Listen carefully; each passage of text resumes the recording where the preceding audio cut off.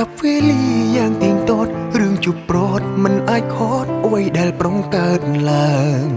ស្នេហាមួយប្រៀបបីដូចភ្លើងចំបើងដែលឆេញឡើងតាមអំណាចនៃខ្យល់បក់មួយឆាវបទពិសោធន៍ស្នេហ៍ដំបូងឈឺបេះដូងមិនដឹងថ្ងៃណាជាសង្ឃឹមលើពេលវេលាជួយព្យាបាលរបួស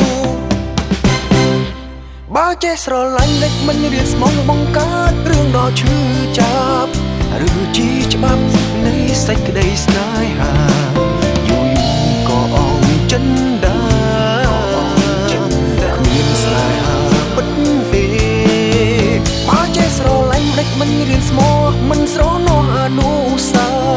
ធ្វើបែបណាទើបជីវ៉ាស្មងស្នេហ៍ថ្ងៃនេះអូនស្រឡាញ់គេ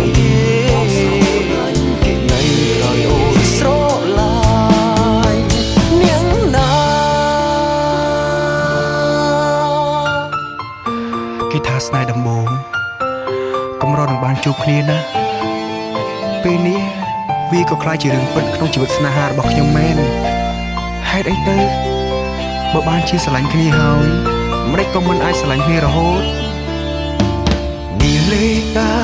ប្រាប់វេលាយ៉ាងទៀងទាត់រឿងជួបប្រត់មិនអាចខត់អ្វីដែលប្រងកើតឡើងស្នេហាមួយប្រៀបបីដូចភ្លើងចំបើងដែលចេញឡើងតាមអំណាចនៃខ្យល់បក់មួយឆាវបទពិសោធន៍ស្នេហ៍ដំបូងជឿបេះដូងមិនដឹងថ្ងៃណាជាសង្ឃឹមលើពេលវេលាជួយព្យាបាលរបួស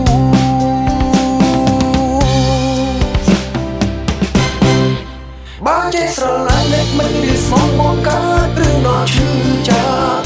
ឬជាច្បាប់នៃសេចក្តីស្នេហា